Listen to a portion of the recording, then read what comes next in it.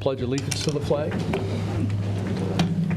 I pledge allegiance to the flag of the United States of America and to the republic for which it stands, one nation, under God, indivisible, with liberty and justice for all.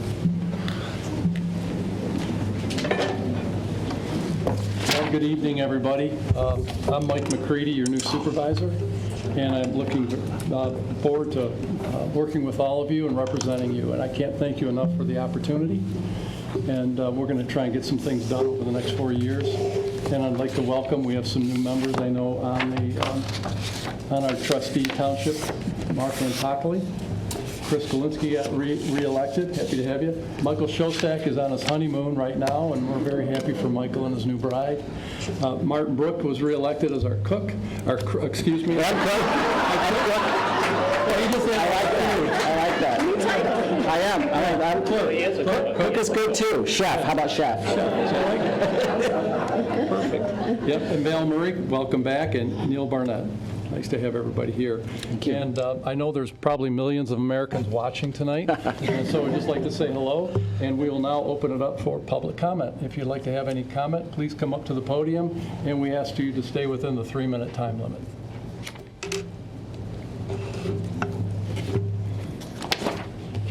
Good evening. My name is Joe Young. I'm a resident of Bloomfield Township in the Birmingham Farms neighborhood. I believe I emailed all of you this afternoon. And this is my co-president of the HOA, Ms. Christina Stafford. Pleased to be here. Thank you for having us this evening. We are here today as we became aware of a proposed development for the vacant piece of land off Telegraph Road, just north of the Temple Bethel campus and Cedar Brook Drive in the neighborhood we're in. And we would just like, for a 38 condo development by Robertson Homes, and we're here to voice our firm opposition for this development at this time. We believe there will be, on behalf of the Birmingham Farms Homeowners Association and its residents, we're here to voice our opposition to this proposed new development of the parcel of land I mentioned earlier. There was a meeting in September where numerous residents came to also voice their opposition and their concerns regarding this proposal. Bloomfield Township is getting increasingly limited in green spaces and lacks community parks for residents and their families to enjoy. We believe that the recently extended Oakland County Parks millage funding should be allocated to transform this space into a public park. Such an initiative would enhance community life and add value to the unique character of our area. Currently, residents are forced to travel to neighboring communities such as Franklin, Birmingham, Southfield, and West Bloomfield for access to public parks and recreational areas, highlighting the need for more local options here where we live. As a resident on Cathedral Drive in Birmingham Farms and neighbor to the recently completed Brookside Village development, I can personally attest, as can Mrs. Stafford, to the challenges of prolonged construction. Over the past 3 years, noise pollution from that project has significantly impacted our quality of life. Residents along Cedarbrook and Glen Grove will likely face even greater stress and disruption if this new project proceeds. Additionally, the proposed development raises some serious environmental concerns, particularly regarding the impact on underground water aquifers in the area. We have a high water table in the neighborhood. Most of us have been affected by it. The density of homes planned for this area could result in significant ecological disruption. We are, of course, here to contribute and speak with any of you at a later time, but we would just like to reaffirm our opposition to this development. Thank you. Thank you.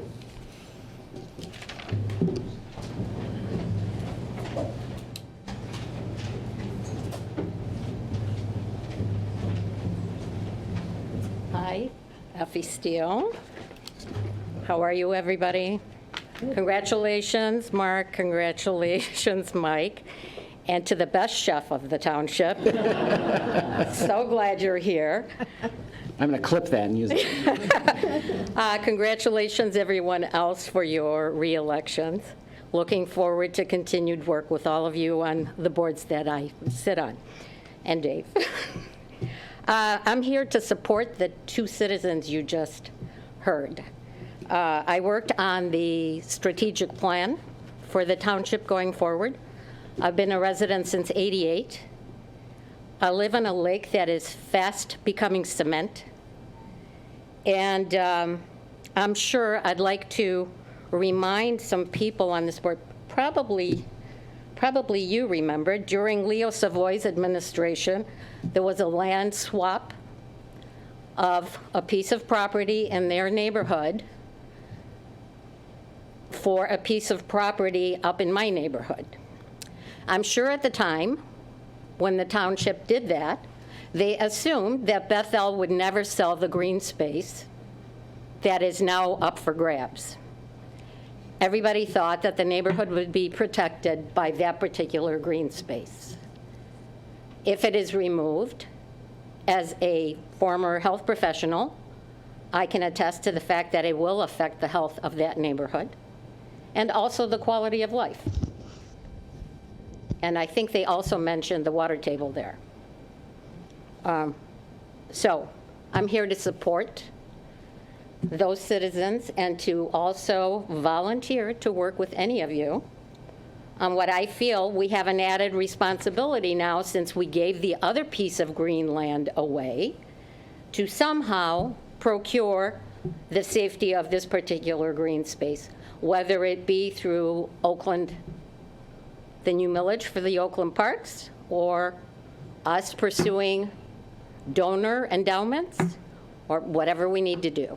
Or repurposing. I think Mr. Antakli might have some other ideas, but certainly it needs some serious discussion. So thank you for your attention. Thank you.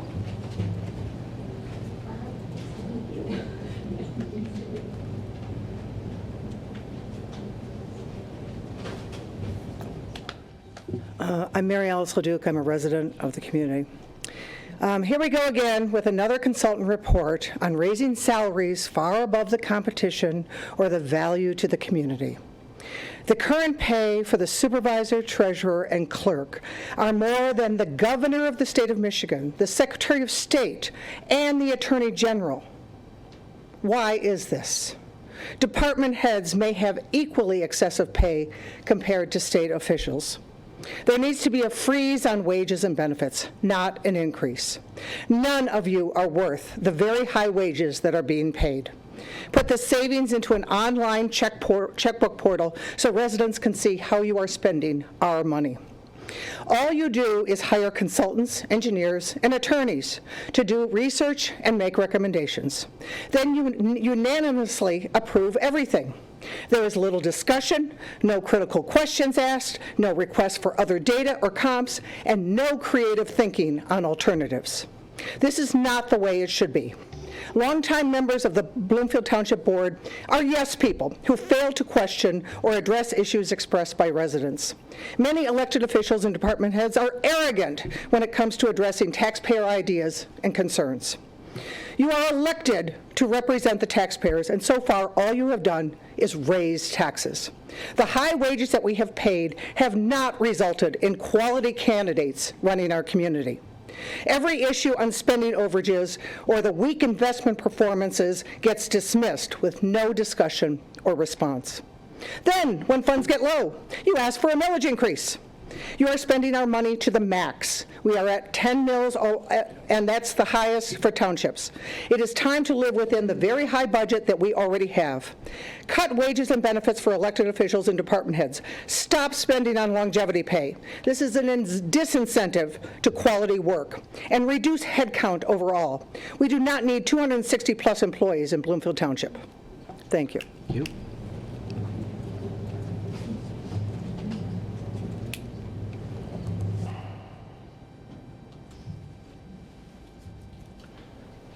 Hello, my name's Leroy Bliven, a resident since '87. I was the chairperson for the early election and the chairperson for Precinct 6. I want to say that it was an honor to do this election.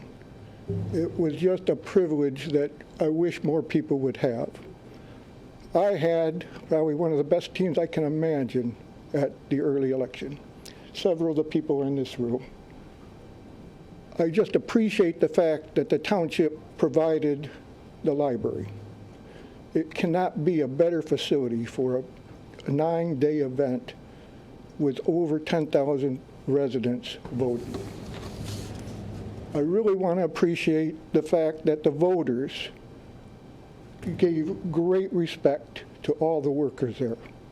They gave great respect for all the people in line. There was a line of over 100 people every hour from the time we opened on the first Saturday to the time we closed on the last Sunday. Never did I hear of any kind of disruption, either inside or outside of that precinct. I would love to thank Martin and his team who supported us with having additional resources when it became obvious that we were overburdened by the number of voters. I would love to thank the people in the front row. Dave for his hardware work at any time that we call up and say, there's an error that we do not see before, and he's there to fix it. Dina, Katrina, Sean, Jason, for just being there at the end of a phone call when we have to make it work. I appreciate them all. Thank you. Thank you.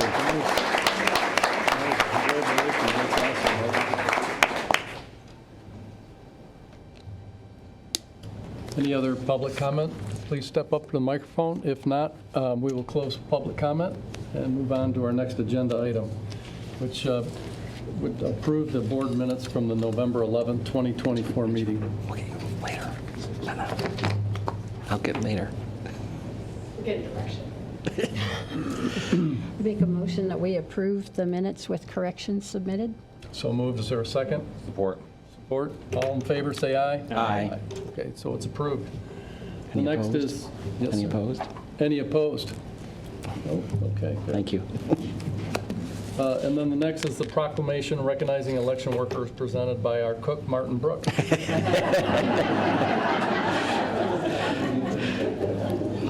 You know, we do have a lot of fun working here, and it is a privilege and an honor to have this opportunity. And I want to thank everybody who's here who worked on the election and Bloomfield Township generally. Leroy nailed it, so whatever I'm going to say now is anticlimactic. Thank you, Leroy. He's one of hundreds of people that make elections work here in the township. And I've got a few things I'm going to say here, and then we're going to show a video.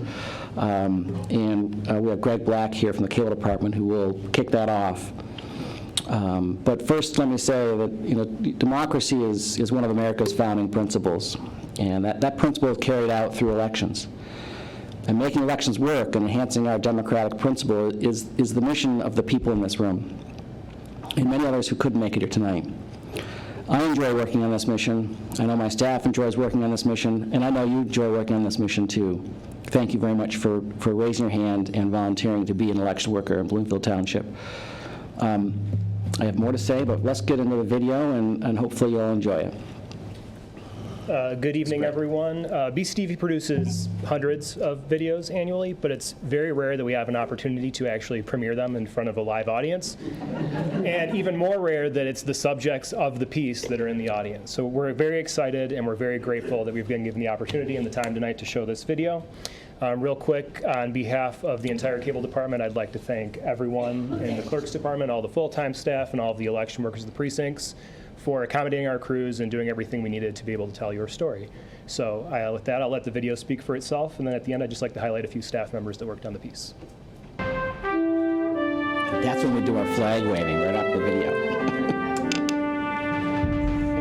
Election day is neither the beginning nor the end of our work to operate elections. This is the election storage facility for Bloomfield Township. In here, we maintain under lock and key, the only access being my staff, not even the police department or the fire department, have access to this room. We have ballots that are from previous elections that are here, other security equipment. These, in fact, are security cabinets that we deliver to each precinct, and in them is the tabulator and other key elements to operate the precinct that day. They're locked and tagged so that people, when they show up that morning, know that it's been secured.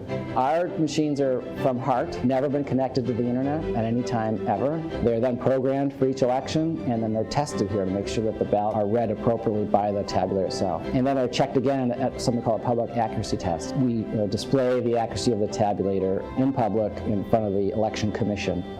One of the important tasks that we're doing every day, every month, throughout every year is recruiting and qualifying people to be election workers. Individuals do have to pass a criminal background check in order to qualify. You cannot be a convicted felon. Elections are an amazing collaborative event. They happen only because hundreds of people in the township raised their hand to work the election. I woke up at about 4:40 this morning to get to the precinct at 6 a.m. and it is now after 9 probably. It's a really long day. The chairperson advises and kind of administers over the precinct to ensure that it is run as best as possible to the best of my ability. Making certain that we have the right team for the computers to register the voters, to get the ballots to the voters, assist the voters when they need to, and make certain their votes are counted properly. The day starts at getting to the precinct at 6 a.m., moving tables as needed. We get the machines that tabulate the votes and pens and everything else needed to conduct the election so that when the first voter is here at 7 a.m., we're ready to start the process.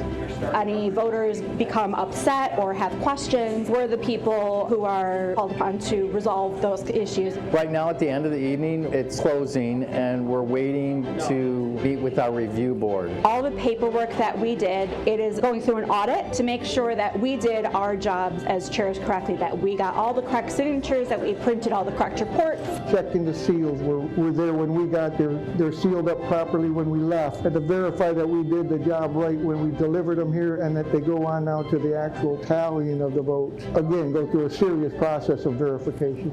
We always make sure each precinct has a Republican co-chair and a Democratic co-chair. They come together at the end of the day to the receiving board where all of their materials are checked to ensure that the proper paperwork is filled out. Every step of the way is dedicated to accuracy, not speed, and we take our time to make sure everything is done right.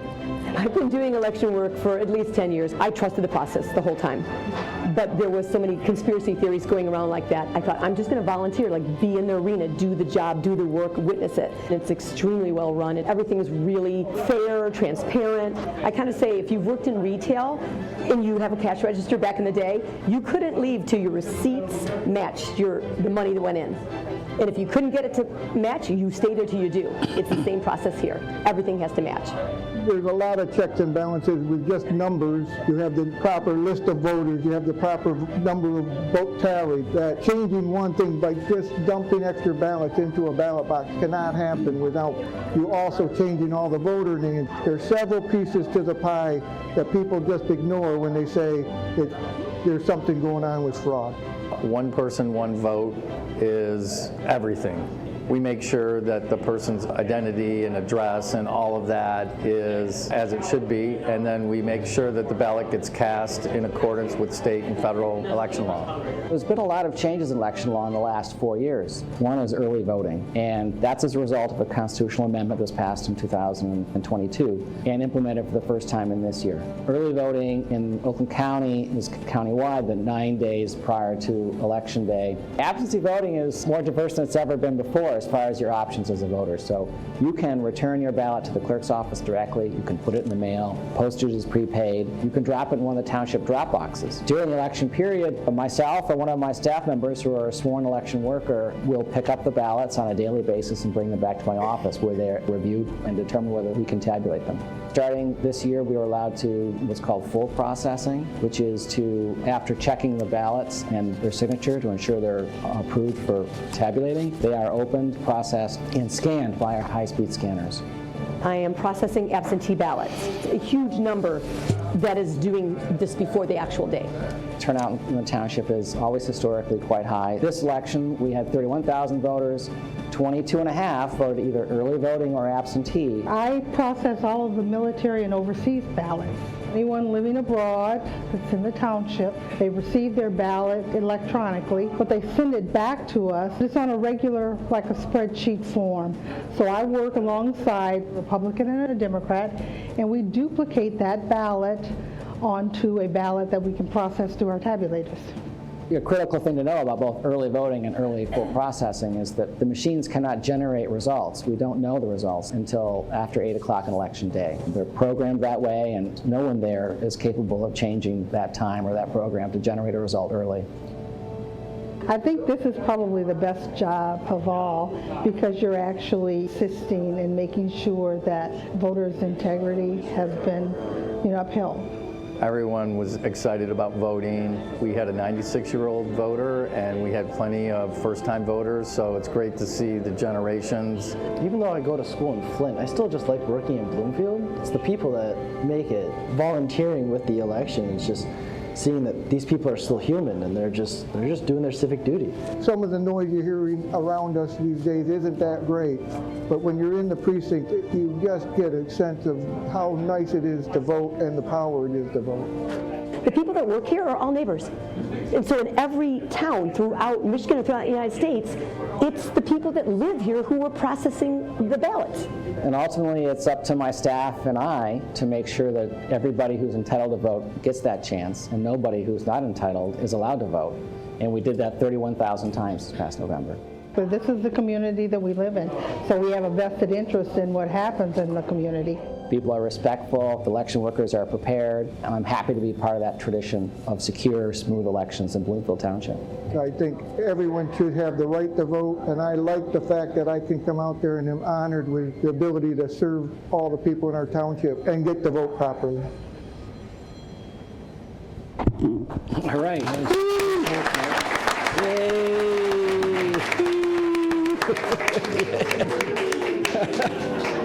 I love it. Yay, thank you. We've had a couple other items to go on this election worker recognition item. And we've had 3 elected officials join us. Donnie Steele was at the reception and could not attend this part of the meeting. But we do have Senator Jeremy Moss and Representative Samantha Steckloff that are here if they wanted to say a few words. Up to you. While they approach the podium, could I highlight a few of our staff members that worked on the video Absolutely. quickly? Just real quick, the field producer was Courtney Clark, who's actually back here in the room working on another piece. Michael Babish was our director of photography, and we had additional camera work by Jalen Harris, Michael Koppmeyer, and James Drum. And Elliot Corbin was the editor of the piece. So just shout out to my folks. Real briefly, Jeremy Moss, state senator for the township. First, congratulations to elected and newly re-elected and elected officials. It's good to see my friend Supervisor McCready. We served in the House together. I owe you a phone call, so we will we'll connect. Again, Senator. Yep, and it's just great to be here, especially in this time to reflect on the election. I have the privilege of chairing the Elections Committee in the Michigan Senate, where, as was mentioned in the video, many of these changes came through. Early voting was a product of the ballot proposal. We implemented it through the legislature. Early processing was a bill that I was able to draft. We worked hand in hand with your township clerk, who was instrumental in helping to shape township cook, who is helpful in implementing statewide policy. But all of these are concepts. All of these are election laws that get out of the legislature and then go into your hands.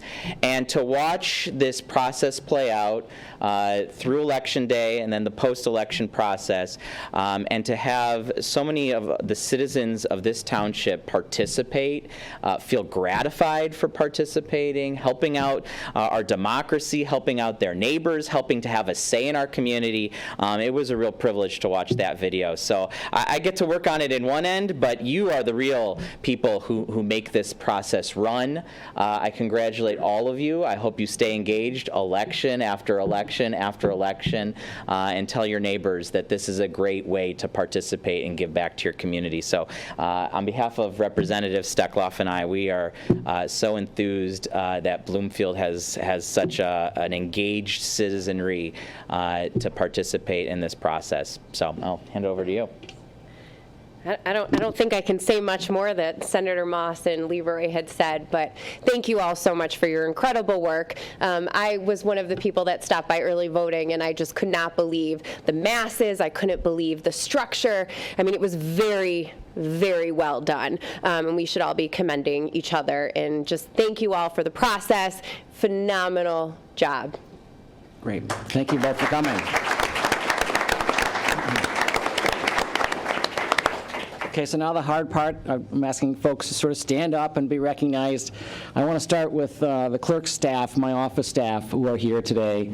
And we have Tom. So everybody, you guys stand up. Come on.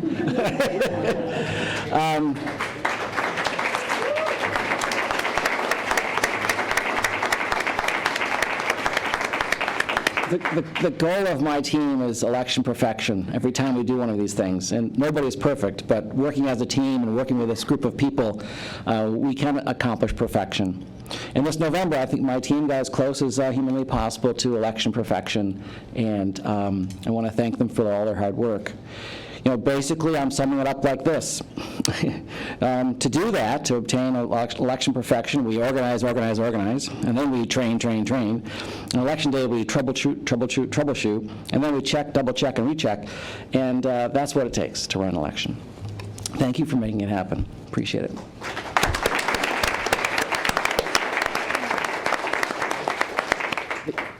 Next up is the absentee ballot team.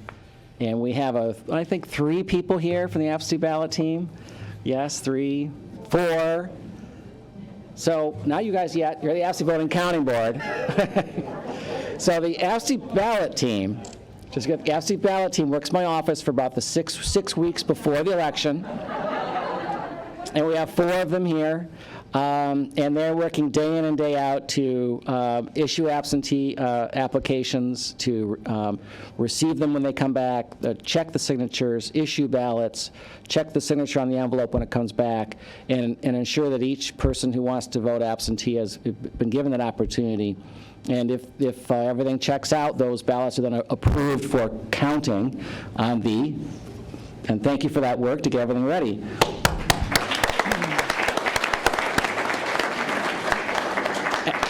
And now, the absentee voting counting board. So if you worked on the absentee voting counting board, please stand up. Yay!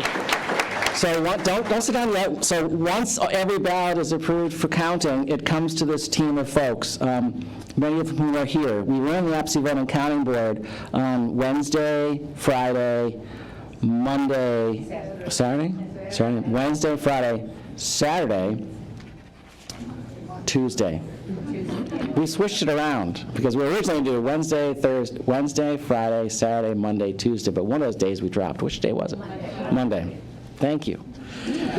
So their task is to process the ballots the ballot envelopes that have been approved, and it takes a lot of work to ensure that everyone is counted. We balance them for each item that comes in, and then each item that's out the door that, of course, has to match perfectly. We anonymize the ballots. As you know, the outside of the ballot has people's names on it and a signature, but the first step is to remove the ballot from the identifying information, and from then on, the ballot is anonymized, so we don't know who voted it, which is a key component of Michigan elections.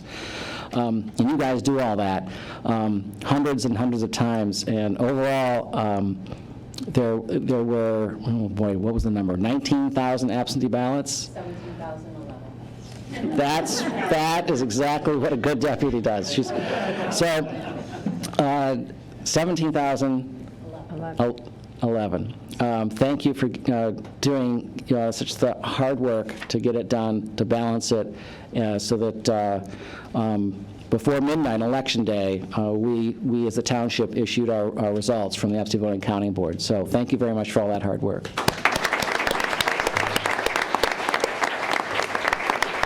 So next up are the precinct inspectors and the chairpersons that worked in the precinct. So if that was something you did, great, thank you. Yay. So the township has 18 precincts, and each precinct has a chairperson and a co-chair, or 2 co-chairs essentially. And we ensure that one is a Republican, one is a Democrat. They have to observe and watch all the key components of the election that day. The team starts before 6 o'clock by gathering at the precinct location.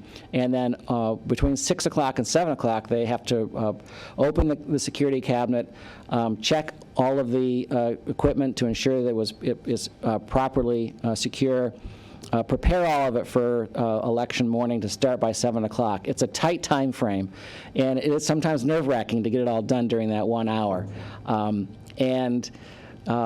We're able to replicate that by the experience and hard work of the folks that are here today. And then as election day goes on, there are always issues. That's the troubleshooting, which starts right there in the precincts. Continues throughout the day, because every single situation is unique. Every single voter and their ballot is bringing a nugget of gold, and they're treated that way by the hard work that you guys do. So thank you very much. So there's one last group. I'm not sure how many. I know I can see at least one person here who's on the receiving board. We have some receiving board folks. So yay, all right, okay. Yay.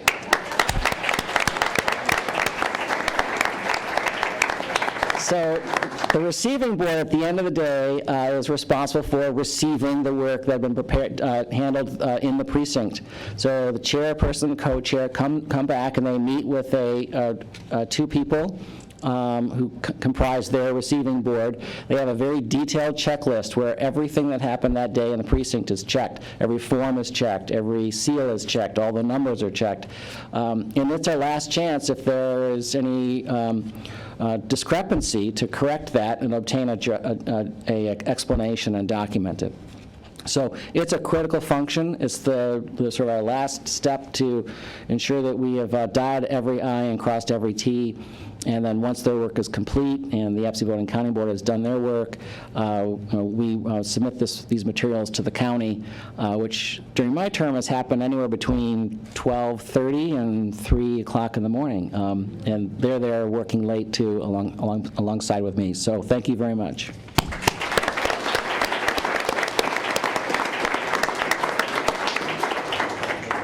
So one last recognition I want to mention, which is the organizations that host our precincts. We, as I said, have 18 precincts, and different organizations are hosting us. Several of them here are on township campus, but we couldn't do these elections also without the help of the Bloomfield School District, or the Bloomfield Township Library, or the Birmingham School District, the Bloomfield Baptist Church. There's so many more others that comprise the 18 that year after year open their doors to host us, to allow everybody to put signs out on their yards, which proliferate, seem to get more and more every year. But without their help, we couldn't do our work. So thank you to all of those that host elections for us, too.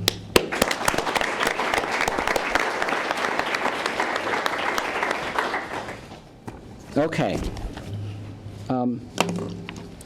I'm kind of going long here now. I have two more items related to this. But I'm going to stick with one of them. And that is the actual proclamation to recognize election workers. And let me read that, and then if anybody on the board has something to add or any questions, please let me know. Whereas democracy is one of the founding principles of our country, and the administration of elections is a primary function of township government. And whereas Bloomfield Township election officials and inspectors are the backbone of our election process. And whereas elections could not be held without these dedicated individuals working at the polls on election day or early voting, as well as processing absentee ballots, auditing closing paperwork, and performing other critical tasks behind the scenes both before and after an election. And whereas the Bloomfield Township election officials and inspectors work tirelessly and without fanfare over long hours, while always displaying the highest standards of professionalism to secure the accuracy and secrecy of every election. And whereas with unwavering commitment to the Constitution of the United States and the Constitution of the State of Michigan, election officials and inspectors protect the integrity of the electoral process and ensure the public's trust.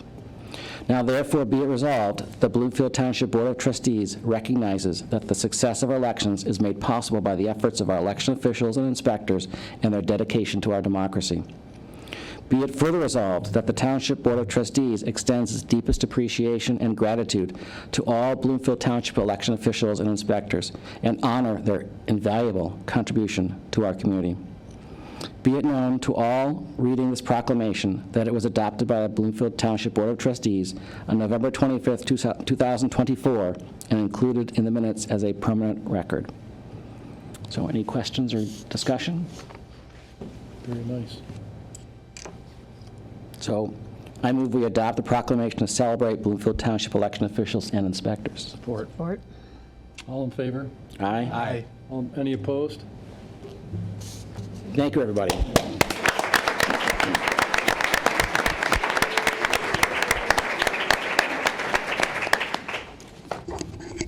Skip that. Is that it? That's it. All right. Thank you. Yes. Thank you, Martin, and thank you, everybody that helped participate in that election. It was, watching that library line and watching the success of early voting was wonderful, and we had great weather to boot. The next item on the agenda is the presentation of the 48th District Court budget for 2025, presented by Patrick Dunn, Clerk of Court and Court Administrator. Hello, Patrick. Welcome. Thank you so much for having me tonight.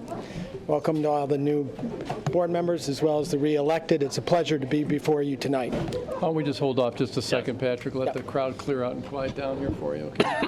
Thank you. Should I? I was planning on that. Oh, good. That's right. Could have. Yeah, I just felt bad. I said, no, I didn't even see him. So. They came in like right when the meeting started, so I snuck in at the last minute. Yeah, I knew they were coming. That's wonderful. And Donnie was at your event, which was so well done. Nice work, Martin. They're a great group. What a great way to do. I'm going to send each one of them a copy of the proclamation. All right, thank you, Patrick. It's all yours. Thank you. Again, my name is Patrick Dunn. I am the court administrator for the 48th District Court, and I'm here on behalf of the judges tonight, as well as the court staff, to present our budget for 2025, which is basically what we believe we need to operate the court in an efficient and judicial manner for the services that we provide to the communities that we serve.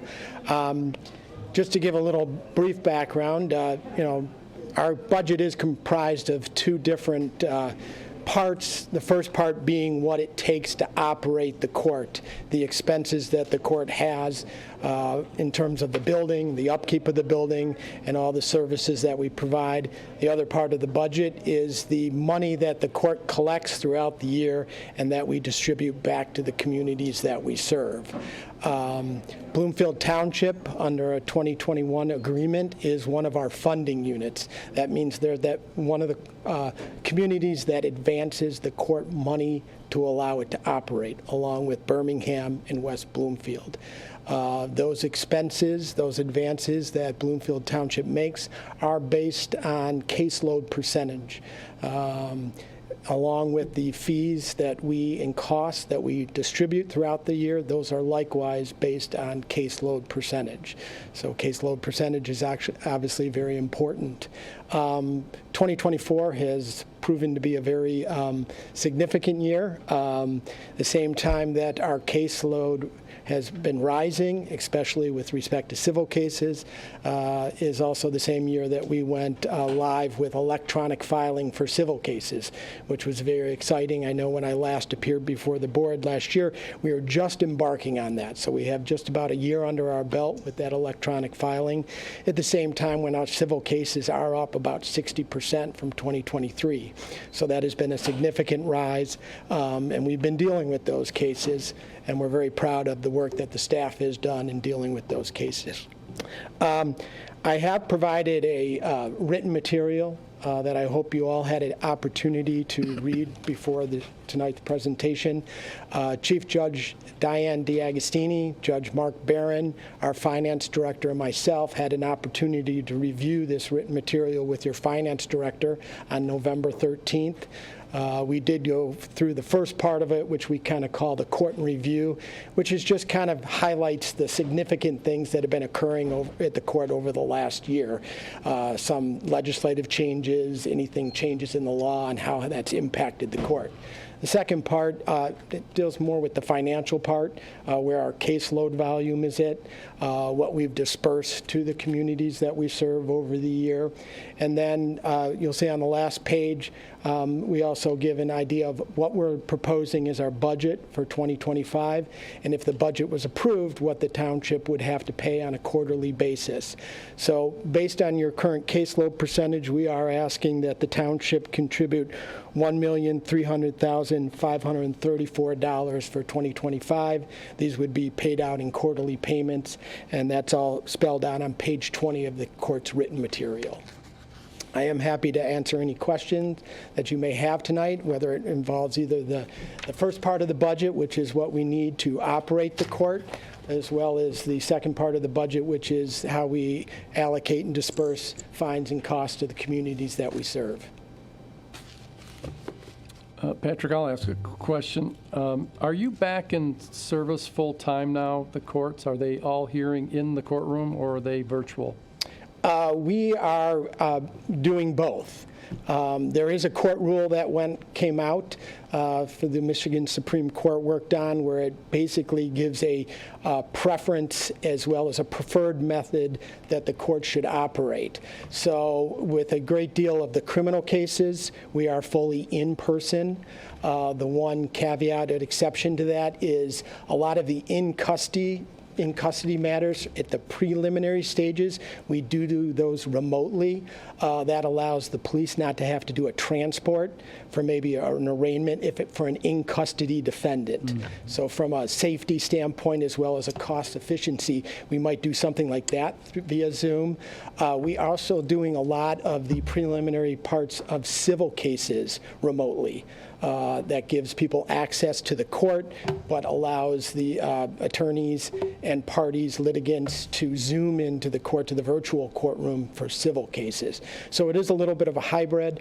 Most of the criminal is all back in person. The other thing that we are still doing remotely at this time is traffic tickets. We do schedule pre-hearings. That's with the city attorney as well as our traffic staff to see if a resolution of a traffic ticket can be reached. Once again, that's something that allows the police department not to have an officer come over to the court in case a resolution can be reached. Okay, thank you. Any other questions? Yeah. With the electronic filing, I remember you presented to us last year. How's that going? It is going good. We've become, it is far more efficient. The one thing that has been a little bit of a hurdle is this is a program that the state did design, and they designed it sort of courts in a broad sense, where most courts operate a little bit differently. They all have their own nuances. So getting used to how their program was written with some of those nuances that we have has been a challenge. The other challenge it is from an IT standpoint. It is a greater reliance on IT, on computers, and you do see the strength of that, but you also see the pitfalls of that. When something breaks down and there's a bug report or something because somebody inputted information on either end, either on the filer's end, the attorney's end, or our end, that can create a little bit of difficulty, something that you used to be able to maybe resolve quickly. You have to kind of go into the computer and do a little more in-depth analysis to figure out what occurred. And one other question. It's nice to see how the caseloads have increased over the past few years after COVID. Certainly from a financial standpoint, it's better. But are your projections that it will continue to increase for the next fiscal year? They do. Traffic tickets have been going up. Civil cases have been going up. Small claims cases have been going up. Unfortunately, some of the other matters that we do see have also risen a little bit that we'd like to not see. Criminal stuff, right. But it does appear at this time, all things being equal, that things will continue to go that way. Okay. Thank you. Any other questions for Patrick? If not, anything you'd like to add? Not at this time. All right, well, thank you. Thank you. Next on the agenda is consider approval of the Senior Services American Rescue Plan Act, County ARPA Saltwater Sanitation Project, presented by Christine Tavaro, Director of Senior Services. Did I pronounce that correctly? Well done. That was excellent. All right, so a number of you know that the board, or that Oakland County allocated ARPA funds for senior center infrastructure improvements. And we were very pleased to be granted $150,000. Thus far, the Board of Trustees has approved a resurfacing project of our pool and also a replacement of pneumatic strength training equipment that is actually 24 years old. So it's really good stuff, but it's time. Tonight, I'm asking for approval of a bid to convert to saltwater sanitation with UV for the pool. The impacts would be better air quality and a better user or customer experience. It will also simplify maintenance and reduce costs, avoiding some of the high cost of bromine that we're experiencing now. This final investment will close out our ARPA grant. And in the board packet, you received a detailed memo about the specifications and the bid process and the recommendation for the vendor, which is TMI Sustainable Aquatics. And I'm here to answer any questions that you may have. Are there any questions for Christine? Just a comment. I think it's great that you're going to saltwater for a lot of reasons. I mean, you don't have all the chemicals. It's really the trend going. I mean, most of my neighbors who have pools have saltwater, and they really enjoy it. And in addition, don't have the expense of the chemicals. So, good for you guys, and improving the pool and the equipment. It's time. So, congratulations, and a great presentation on what will be coming. Yeah, I support what Trustee Barnett said. I think it'll be awesome. I'll have to come and check it out. We do think it might increase participation in the pool. We might be the only saltwater pool open to the public in Oakland County, but I can't verify that quite yet. I'm already spreading the word amongst people that I know have used the center that this is coming because, you know, that chlorine smell on your skin. I mean, there's just so many benefits to it, and the fact that you got the ARPA grant money, I think it's great use. Thank you. All good? Okay, Mark? Do you want to go over some of the health benefits for switching to the salt water, especially for our seniors? The primary one, there's actually two very good health benefits. The primary one, though, is when you have chlorine, it creates chloralamines in the air, and that's because it mixes with ammonia. And so we're all breathing that in that enclosed space. When you have an outdoor pool, it doesn't have as much impact, but of course we're indoors. So that's going to improve the air quality, especially for anyone who might have asthma and that sort of thing. And then long-term exposure, of course. And then the other thing is that it is much easier on people's skin. Some people have a reaction to both chlorine or bromine, and so it will, it's much gentler on skin, which is a really big, important thing for our customer base. Yeah, thanks for asking. Well, thank you, Christine. Any other questions? Otherwise, I think we're good. I'd like to make a motion. Need a motion to approve. Second. Second. All in favor, say aye. Aye. Aye. All opposed? That passes. Thank you. Thank you very much. Congratulations and good luck. Yeah, maybe we'll have to have a board retreat when it's all done. Oh, yeah, field trip. Absolutely. A little field trip. Thank you. So can I, one thing I want to bring up before we move on to our next item, I believe that the expectation and the practice is that we vote to approve the township's contribution to the court budget as presented today. And go ahead and make the motion. So we have to open it back up, or we're fine to go back to the agenda item? I think it's pretty evident, but if you want to formally announce we're going back to item. Yeah, we're going to step back to item 4, presentation of the 40th District Court budget for 2025 so that we can approve the budget that they've requested from the township. I would like to make a motion as written in the packet to provide the revenue associated with it. Support. Support. All in favor, say aye. Aye. Aye. All opposed? Passes. Congratulations. Thank you. Thanks, Patrick. All right, moving right along here. Number 6, consider reapproval of Oakland County Hazard Mitigation Plan presented by John Leroy, our fire chief. Good evening. Thank you for having me. Tonight I come before you to approve or reapprove the hazard mitigation plan for Oakland County. Several years ago, Bloomfield Township opted to go with Oakland County to provide our hazard mitigation plan. For years prior to that, we used to try to do it ourselves, and it was a very cumbersome document encompassing all hazards that you can possibly think of and how to mitigate them, the steps and everything like that. Oakland County's plan is over 400 pages long. So they recently submitted a 2023 update to their hazard mitigation plan after contacting all the municipalities, fire chiefs, police chiefs, DPW directors, things like that. And for the most part, things don't really change in it. The hazards are the hazards in Michigan. Some things that did probably change are the storm-related ones that over, the 100-year storms and things like that, they have to account for more frequently. So what they've done is they resubmitted a new plan in 2023. FEMA has since approved that plan, and now all the municipalities have to readopt the new 2023 Oakland County plan as accepted or as presented. And what this does is it's essential in identifying and assessing and mitigating various risks, vulnerabilities our communities facing, ranging from natural disasters to any human-caused event. So what I'm asking tonight is in the packet was a sample copy of the resolution, and that the board reauthorize Oakland County as the hazard mitigation plan of record. Okay, I think, is that what you have? Do we have a copy of that? It is in the packet. It's in the packet. Item 6, yes. Yep. Okay.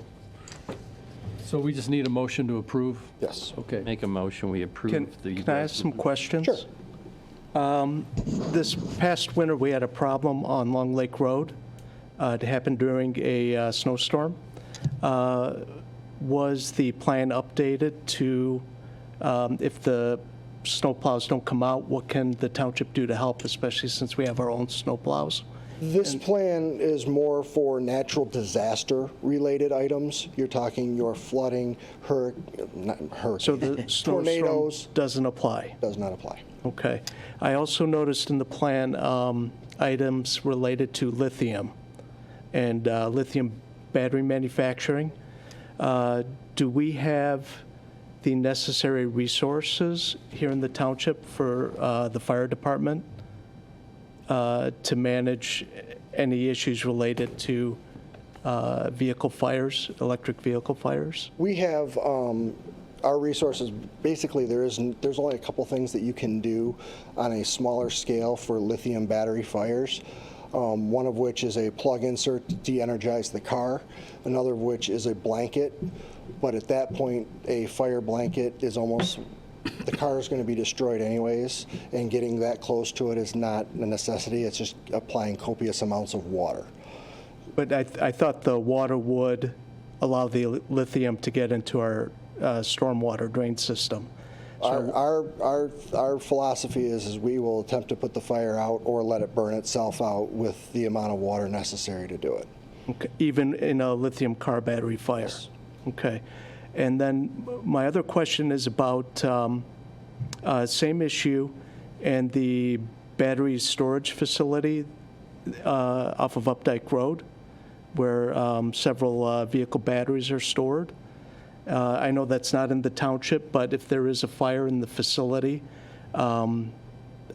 especially since it's so close to the township border, how is that resolved? And again, the concern is the lithium, as it's called out in the plan itself for Oakland County. You would probably have to declare an environment, start with putting the fire out or letting it burn itself out. And you have two issues there. You have a groundwater problem, plus you have an air quality problem that you have to deal with. So you have to weigh the benefits or the hazards of both. Okay. And then you would have to evaluate at that time anything,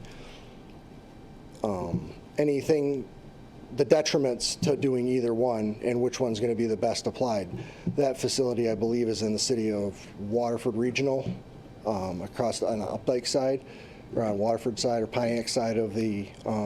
The one I'm aware of is It's in Pontiac. Yeah, it's on the Pontiac side of the border. So it would be a mutual aid decision and multi-jurisdictional, plus bringing in the county emergency management and management teams to best facilitate hazmat-wise and things like that. I can't answer a plan today as to how a fire is going to get fought hypothetically. Agreed. I just want to make sure that the residents are covered and protected as part of the plan, because there wasn't a lot of details in it. And the last issue, which I could not find in the system, was heavy metal, cadmium, in solar panels. I've seen more solar panels being installed on roofs systems. And one of the concerns in a Forbes article with cadmium is water runoff. So if there's a fire and there's a solar system on a rooftop and all the water going in to put out the fire, how does that impact the plan? And do you know if To be honest with you, there will be so much water coming off of it, where there is no possible way to consolidate it into to keep it out of the stormwater drains and things like that. We would have to notify a drain commission and see that process moving forward. Okay. Our job at that time is to mitigate the problem there and then, and which is the fire, and then we would have to figure out the next steps moving forward. Okay. Thank you, Chief. Yep. Any other questions? Otherwise, we'll have a motion. Want to repeat your motion, Neil? Yep, thanks, Chief. I'll make the motion to accept the resolution as presented to us. Support. And their support. All in favor, say aye. Aye. Any opposed? Okay, it passes. Thank you, Chief. Okay. Number 7, consider approval of inspection reports online. I-roll third-party suppression system compliance reporting presented by Peter Balajos. Did I pronounce it right? You did, Balajos, yes, very good, thank you. Good evening. Hopefully you've all had a chance to at least look at the packet regarding I-roll, which stands for the inspection reports online. As a fire marshal, as an AHJ, our responsibility is to make sure that we do our annual inspections, go into buildings, make sure they have their annual testing reports for fire suppression, fire alarms, any other systems that could be related to the fire department or for safety for personnel in there. We have found over the years that it's difficult to get into every building every year. This system here for I-roll, which is the inspection reports online, they're a third party that takes care of that inspection, maintenance, and testing. It's something that's taken over quite a bit of the communities around. We have about 150 departments in the state of Michigan. 9 of our communities that are local that we do mutual aid with are also involved, including Birmingham, Farmington Hills, Madison Heights, Waterford Regional, Royal Oak, Ferndale, Southfield, Independence, and West Bloomfield. They've all gone to this system. It is a no cost to the township. The cost goes back to the contractor. What I-roll does is they oversee and make sure that this annual testing gets conducted, where we don't have the ability to do that every year. It's very taxing on our resources to try to get back into a building. When we go in to do an inspection, if they don't have the testing, then we have to continuously follow up until they get it tested. This system here with I-roll, they will take care of that for us, and they will provide us reports. We're able to look at it, and again, it's no cost to us. It is a 3-year contract. We can get out at any time with a 90-day notice. So it's really in my opinion, as the AHJ, as a fire marshal, I think that this is a system that we should get into and start using as soon as we can. So I'm here before you to ask for that permission. Okay, any questions? I have a quick, go ahead. So obviously we went through it. There's no cost to us because the contractor's putting on as being burdened with that cost. There was some training and travel associated with them doing the rollout. Have you guys budgeted what that's going to be yet for your group or no? We have not gotten to that point. From my understanding, there isn't anything on our end that's going to cost anything. It's going to be, we're going to have to provide them with some information, our database as to how many businesses we have, their names. Contractors in the area in this Southeast Michigan are so familiar with this that about 150 departments are using it right now. So once we get that information to them and we sign the paperwork, then they can go ahead and initiate it, get the word out to the contractors. So any contractors that come into Bloomfield Township will use this system and they'll have to go through the portal, which is the way that IROL uses. They'll have to report back to IROL, not to us directly. No, it sounds like a great program and at no cost to us, and yet getting these inspections done and the information to us, it seems like a win-win. Yeah, I agree. Thank you. Any other comments? Martin, did you have a comment? No, I actually got answered with the questions you asked. All right. Okay, so can we have a motion to approve the request from our fire marshal? I make a motion that we approve IROL. Support. All in favor, say aye. Aye. Any opposed? Okay, thank you. Thank you. Have a good night. Before we do the next one, we have an item on the table, the lot split. I'd like to postpone that, and maybe we can... Oh, yes. Would you like to speak on that? Yes, I could. This item on our agenda since May, I believe, has been an item that's on the table. And there, according to the Building, Planning, and Ordinance Department, there's been no action by the applicant on this matter since May. We put it on the table at that time versus taking no action so that we would not have to renotice the matter if they had promptly come back to address the question, which was to just provide a sales agreement. Since nothing's happened and so much time has passed, we probably should renotice it. So I'd like to make a motion to remove the item number 1, the lot split request for 5845 Losser Road. And then I have a second motion after that, but which Support. Support. All in favor, say aye. Aye. Opposed?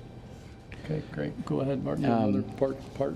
And then I have, because we don't want to deny the item, but we have to take some action, so I would make a motion to suspend the request until further action is required. Support. Support? Okay, all in favor? Aye. Aye. Any opposed? Good. Nice. All Thank set. you. Thanks for bringing that up. Sure. Number 8, consider approval of the Michigan Township Association Principles of Governance for the Board of Trustees, presented by Martin Brook, our township clerk. Thank you. This item is prepared by the Michigan Township Associations. It's been traditionally reviewed and signed off by the members of the Board of Trustees for Bloomfield Township. And each time we've reconstituted the board, it's been brought forward for review and discussion and approval. So any questions about it? Any questions? Comments? Okay. And once, if we approve it, then we would all, I think we have a signature copy here. We do have a signature copy here for everyone to sign. Okay. You need a motion? Yes. I will make the motion that we approve it. Support. Support. All in favor, say aye. Aye. Any opposed? All right, passes. Nice. And another item is approve of payroll and vouchers for November 25th, 2024. Any comments? Any? Go ahead, I have Mark. one comment, which is the payroll and vouchers is approved by the board through a vote. And upon the completion of that, each member of the Board of Trustees signs this document for the payroll and vouchers. It's routine. We've seen it many times, but for a new member of the board, we may not have seen it, but that's what this is. So to add some clarity to our sign-off page here. Okay. I do have questions on payroll and vouchers. Check number 71518, $209,000. And to say again, Mark, the check number was which one? It's 71578. Okay. What page? It's on page 1. Oh. First one. I was just wondering, I mean, that's a pretty big amount for MedRx. Yep.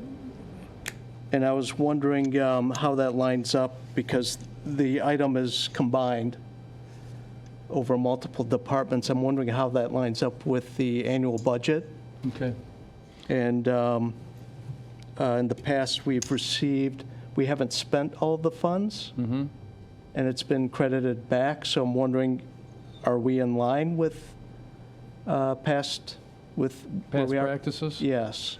since our treasurer's not here, we're only going to have to get back to you with a explanation. So, and I'm not, the amount is fine, but Yeah. I just wanted The how, alignment and the distribution Yeah. of it.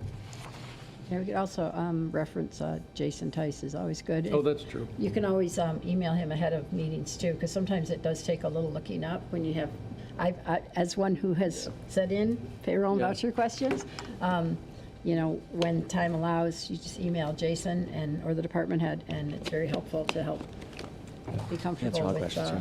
Yeah, we'll bring it up with Jason Proposal. tomorrow and have him respond to your questions of the whole board. Okay, Mark? okay. And we also have the benefits and compensation packages to look at, so, you know, that may play into the decisions that Township makes. Sure. The next one is regarding the employee payments. I noticed there were 13 check numbers referenced for one item. Okay. Just wondering why that's not separated out. Okay. What page you on again? I'm taking a look for it. Okay.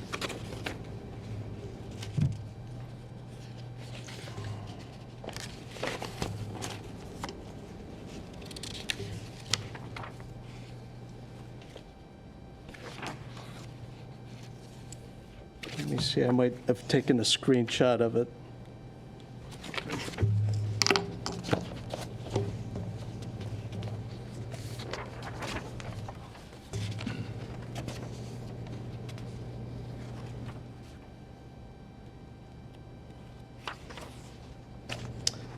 It's on page, well, I don't have the page.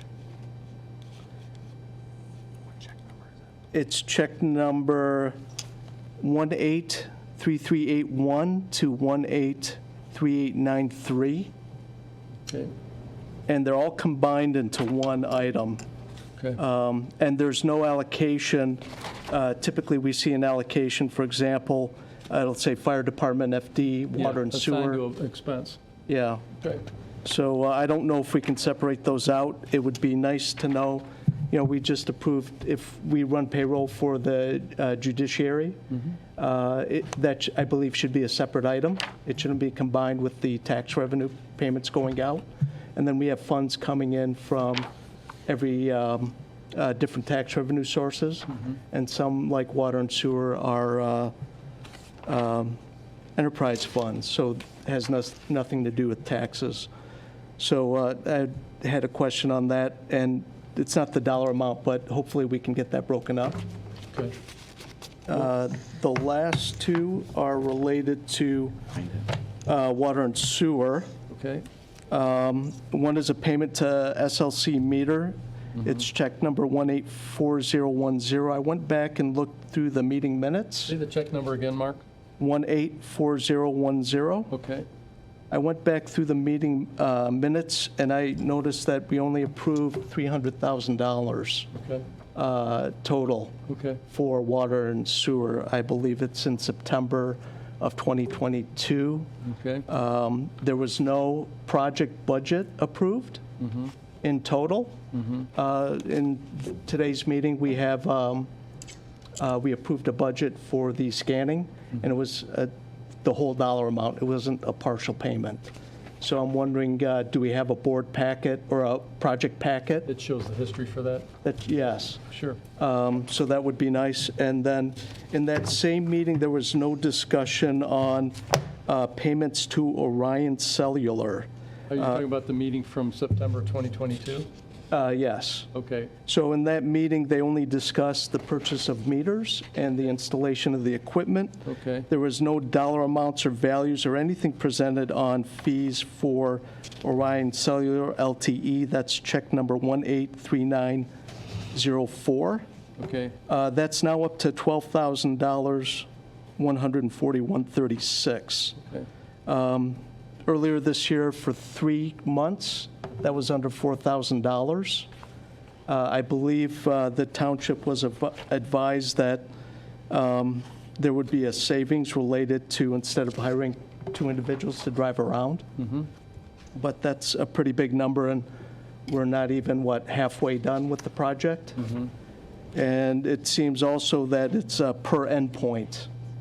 So since it's per endpoint, if someone has 2 meters on their property, one for outdoor Right. use, Right. For their lawn that's sprinkler an one. additional charge that's not being met in the current water sewer fees.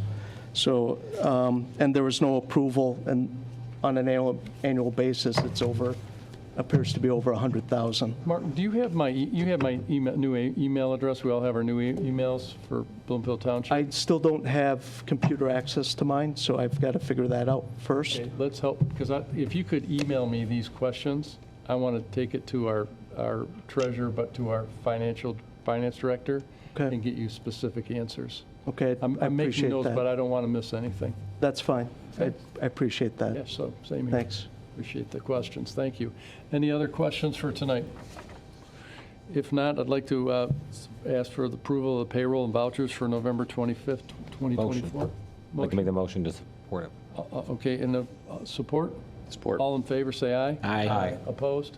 Nay. Nay. One opposed. Okay. And I have a motion for adjournment. So moved. Support. All in favor, say aye. Aye. Love you.